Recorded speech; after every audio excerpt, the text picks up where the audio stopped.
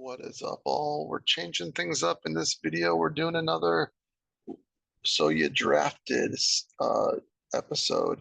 In this episode, we're doing So You Drafted Ja'Marr Chase.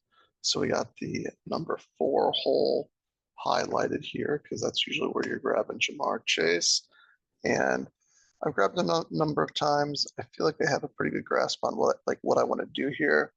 And a lot of it's from my mistakes, kind of see them after they play out type of thing. And so I wanted to kind of share what I've seen so far, see, um, if you agree or disagree. Now, what I've done is I've just put all of the top 240 players in a DraftKings draft on the board here in just, order of their average ADP. So don't take this as they always get drafted here, where there's any strategy behind like how many of any position are here. It's just to kind of put the lay of the land on everything. So let's lock in a player here in Ja'Marr Chase. There we go. There we go. We got Ja'Marr Chase right there. Now, when you draft Ja'Marr Chase, the first decision point, in my opinion, is actually in round 2. Round 2, obviously it is, right? Like it's the next round, but round 2 is the next decision point I want to talk about because Ja'Marr Chase has a bye week of week 12. And so I think you want to be careful who you draft here, number 1, because there are some players with week 12 buys that you might take around here. Specifically, the one that comes to mind is Chris Olave. Now, of course, you can draft him. Go ahead and do it if you want to. But I've found that if you're drafting here with the intent on getting Burrow to go with Chase, then grabbing Olave makes it difficult to really kind of build that up. Also, if you miss out on Burrow for some reason, and then you want to go and grab Carr for the Saints, now all of a sudden you have tons of people on bye on week 12. So just keep that in mind when you go through it. If you do it and you miss out on the Bengals stack, you end up with 4 people on a week 12 bye potentially, or more, depending on how you draft.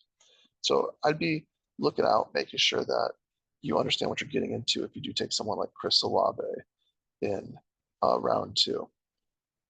Round 3, maybe just same thing as far as bye weeks, but in that, whoever you want. The next decision point is week 4, not week 4, is round 4. In round 4, that's where you have an opportunity to pull T. Higgins up and draft him right here in round 4. Now, the nice thing about doing that is that you're not really going that far ahead of ADP to do it. And now you have control of the board as far as the Bengals go. There's only 2 Bengals receivers that go at the beginning. There aren't any Bengals running backs that go in the beginning, no tight ends either. So you have control of the board. It's a little bit different compared to some other teams. For example, you got the Texans, they got 3 wide receivers. Or maybe later on you have the Green Bay Packers that just have a ton of different receivers and tight ends and running backs you can choose from. Same thing earlier on with, for example, the 49ers. You have a running back, and then you also have 2 receivers here that all kind of go around the left-hand side of the board oftentimes. So things can get kind of cluttered here with a lot of teams. Not as much so with the Bengals. Now, you don't have to take Higgins, for example. Maybe someone that you really, really like makes it through in the 4th round, and then you pass on Higgins.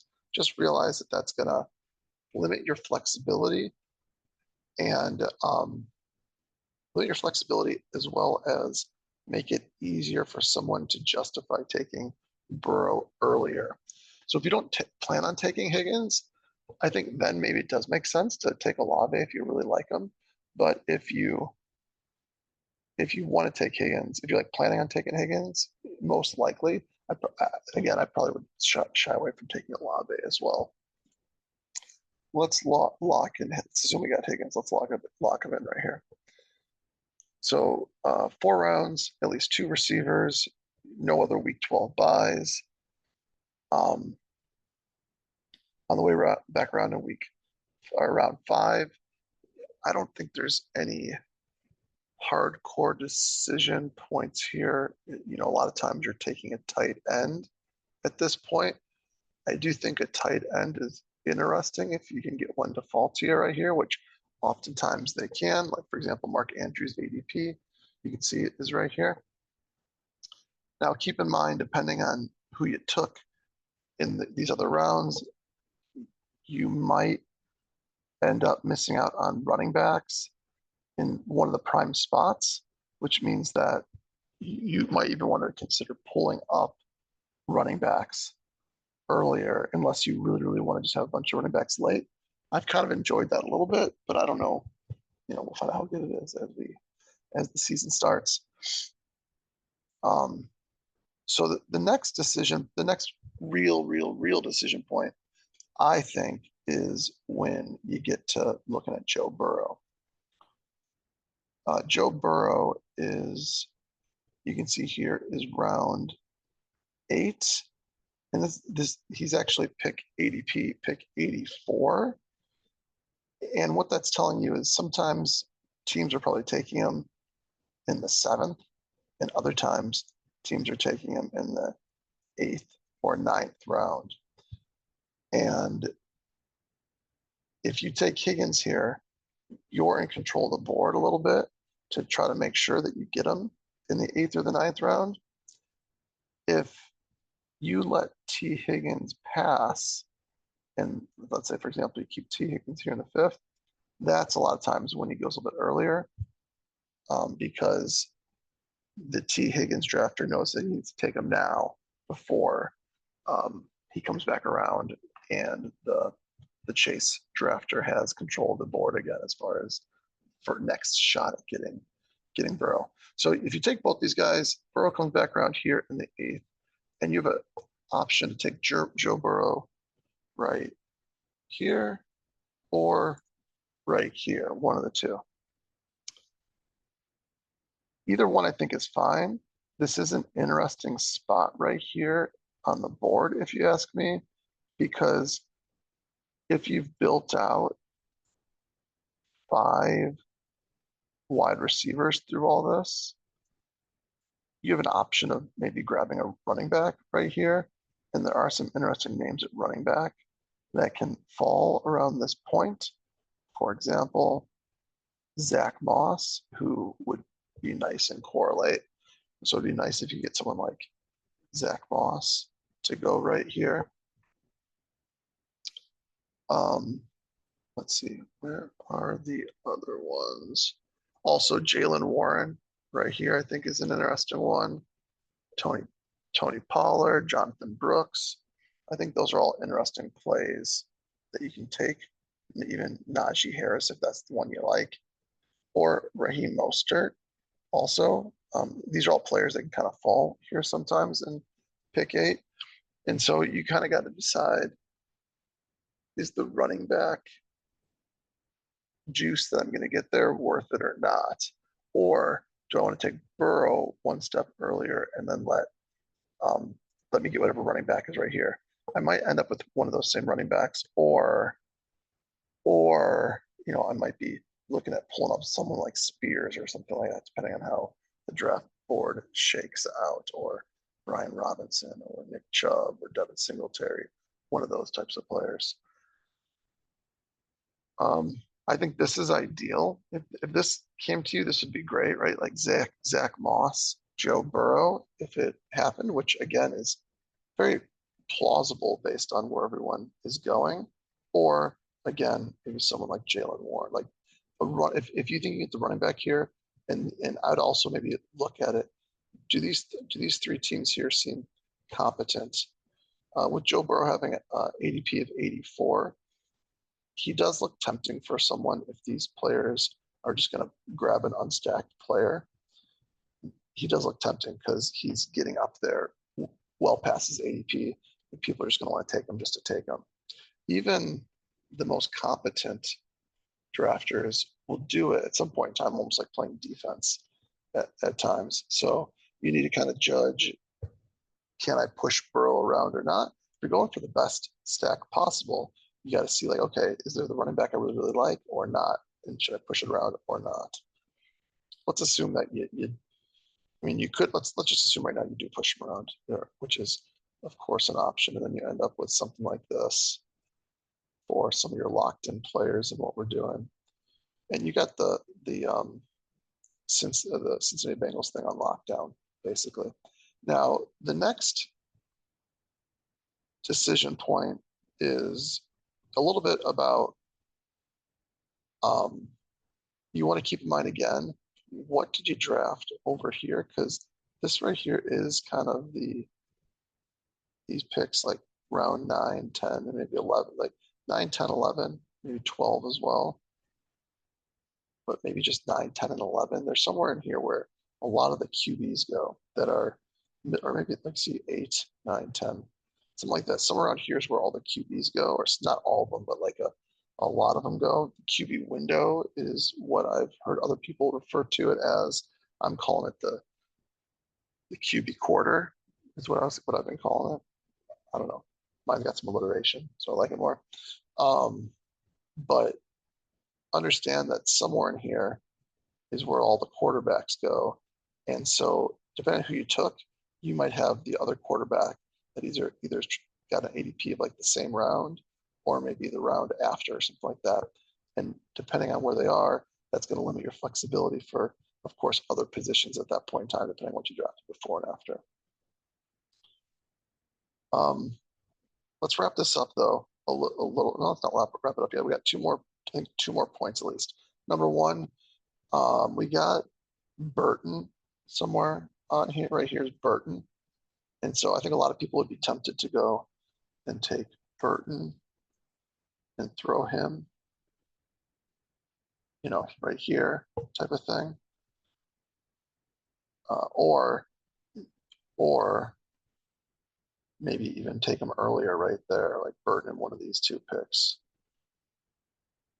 I think it's fine if you do it, but you already got so much invested in the Bengals. If you take the first two Bengals here, that I'm not completely, and then if you take another Bengal here, I'm not completely sold on that. What I'm more sold on is actually a little bit earlier. If you have the availability, I think there is something to be said for looking, especially if they fall, if Chase Brown falls into round, if he were to fall right here into round 12, I think that's interesting as far as having Zach Moss and Chase Brown. Assuming the Bengals don't bring in another running back, and assuming you went heavy wide receiver to start, and Zach Moss is maybe your first running back or your second running back at most, I do think it's interesting to maybe grab both of them. They're both so late round picks that they could both end up in your starting lineup in a week, or one of them could prove to be a starter every week no matter what, while the other one maybe is more of just a handcuff type of thing. But that's something you might want to consider also. But I don't think you need both of them. In fact, if there was someone that was really tempting that was better than Zach Moss, in your own opinion, you could definitely take them and then just shoot for Chase Brown. In a lot of cases, most people would probably think it's just better to grab one or the other, and I wouldn't argue with that if you did that instead. Now, the Week 17 bring back is the Broncos for playing the Bengals, and I find myself not even really tempted, or maybe just like, ooh, that'd be nice, but it never happens, and I don't think it really needs to happen. In grabbing Sutton right here, if he maybe falls into grabbing Sutton, if he falls into round 10, so if he goes late, that's one thing you could look at. I don't know if I'd be doing that though, depending on how I built my team. Oftentimes, I've grabbed many more wide receivers up front. If that's the case, I'm probably not looking at Sutton. That being said, if I don't grab wide receivers up front and maybe I ended up with running backs and tight ends and that sort of stuff, then I do think Sutton is definitely in play at that point in time. So it depends on how you're playing it, but you already went, partially hard on wide receiver since you got at least two of them. So I don't know if I'd really be considering it, but if he really falls, I don't think it's a bad pick if you can end up with it. Really, though, I think the really interesting pick here is one of the other Denver Bronco receivers, and you can go with, where are they? Yeah, Franklin here somewhere. Where's Franklin? Right here. You can take Franklin, and he would, usually you'd probably have to pull him just into the 15th round, I guess. It's where you'd have to go if you wanted to guarantee to get him. But I don't know if I see him going that early oftentimes, but we'll say the 15th, whatever. It doesn't really matter. Somewhere around here, depending on how much you like him, you can go after Franklin if you want to. And again, this is the week 17 bring back. And so I do think he's an intriguing piece. I do think an even more intriguing piece, he goes around this exact same time, but usually he goes a little bit later. In most instances, Marvin Mims right here.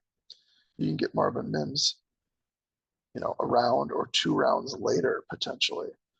Or you can maybe even get them back to back somehow in round 16 and 17 if Franklin falls.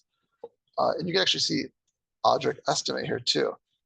I do think that you can keep your eye actually on a couple other Denver players now that I'm thinking about it. You can go Estime. I don't know why I didn't bring this up when I was a little higher up. You can get Estime towards the end of the draft, or Javonte Williams usually goes somewhere in this the running back middle third, and you could get him.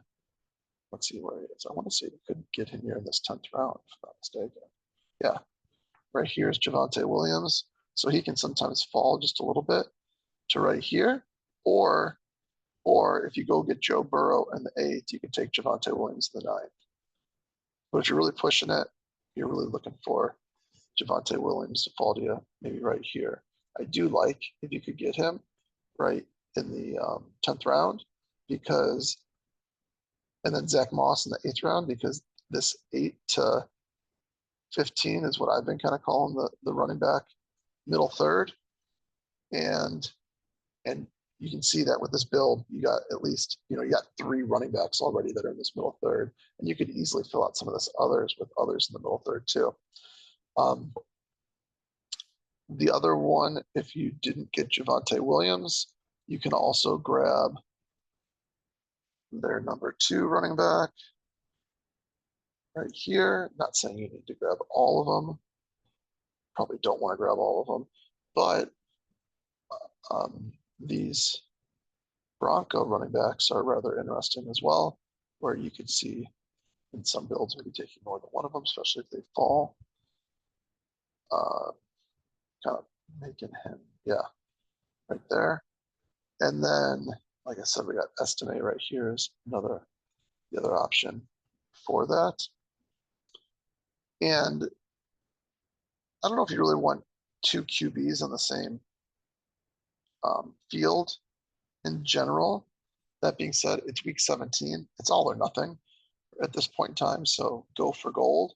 And Bo Nix is over here. And you can, if he falls, you can maybe pull him on a team, especially if you end up with 1 or 2 of the Broncos. You might have a better chance at grabbing Bo Nix somewhere. He can sometimes go early, or he's got a very wide ADP. And he can fall a good amount depending on the attitudes of everyone else in the draft. Now, I had mentioned that going after Burton, I think I did at least, going after Burton, I don't know if that's the best play considering you already have so much invested in the wide receivers. Way late in the draft here, you do have a Cincinnati tight end and a Cincinnati wide receiver that you can grab. Where's the tight end? Gesicki. We're looking for Gesicki here in the draft. He's right here, round 17. So you can kind of see that some of these late round players, yeah, Gesicki and Bo Nix right here, are you're not going to get all of them, but what's nice is that you can kind of have more than one option, and you might end up with someone like Gesicki if you really want it, or Bo Nix if you really want it right there also. But I wouldn't really think of them as big of targets. In fact, you might want to grab a tight end or two in this area as opposed to Mike Gesicki down here, depending on how you can build your team. Now, the one pick that isn't in part of the top 240 that I would be considering as like a last round pick is Iosivas. Throw him right up. Let's get him. Throw him into your round 20 pick. I'd consider that because your draft capital for that 20th round pick is essentially nothing. You're just usually filling out something with some kind of correlation, and what better correlation than some correlation with your main stack in case the other two don't hit. Where's the ball going? Maybe it's going to him. Also, if Higgins pulls a hammy again, Ja'Marr Chase messes up his hip again, T. Higgins gets traded for some reason, Iosivas guarantees the third wide receiver job, and it becomes the big third option instead of the tight end or instead of Burton. So I do think that this is an option. There's Burton, by the way, again right here. We didn't pull him over. We just left him over here. Just highlighted for fun though. So that is, and then also if we get some word on Denver tight end, you could pull a Denver tight end and get him in this build as well. I do think that is interesting if you want one last thing. That being said, it's that these last two are potential zeros. And so if there's other things you like more, right? Like actually the bottom three are potential zeros, I guess. Bottom four, maybe could be all these players could be zeros. You never know if you want to be completely honest. But I do think there's some, it's cool if you could build out some of these. Now, obviously, you get all these players, it's overkill. But I do think if you have something like Chase, Higgins, Burrow, and then one of the running backs for Cincinnati, and then you got one of 3 or 4. I didn't even mention some of the other running backs that are down here that you could grab from the Broncos in the last round or second to last round. You got a couple different options from the Broncos, and then if you get at least one receiver for the Broncos, that'd be nice. So you have, I guess, in that Week 17 game, you're very heavily weighted here, but you are going for all of it. So I think that's the way to do it. Yeah. How many people you have in Week 17? You could have 1, 2, we'll say 3, 4, and then one of these guys 5, one of these guys 6, and one of these guys 7. You got 7 guys, and maybe slightly overkill, but I think I would do it. Now, let's quickly go and see some mistakes that we got going on here. This is one where I think the other team made the mistake. I had the second pick in the draft, and in the 4th round, the guy that had Ja'Marr Chase decided to pass on Higgins and took Kirk, and I took Higgins. When we got down here to the 7th round, I knew that this was last call for me probably to get Joe Burrow, because if I didn't take him here, this guy was either going to take Joe Burrow with 2 picks later, or he could try to force him all the way around and grab him right here. Now, Joe Burrow was going earlier at this time, so this pick, grabbing Joe Burrow here, wasn't as painful at the time based on ADP. When I took him, his ADP again is now somewhere over here on the right side of the board, so it would be a little more painful to grab him earlier. But this is an example of what happens, or what could happen, if you let Higgins slide and someone on the turn or close to the turn grabs Higgins. And then here's another one. This is maybe my mistake a little bit, or just, an unfortunate turn of events here. In this one here, I took Chase and I took Olave, and we talked about that, how that can make things slightly difficult. And I guess we'll look at that too. Wasn't planning on it, but we'll look at that. But here I got Chase. I took Olave, I took Higgins here, and Chase slid 2 picks. So I got him a little later than usual.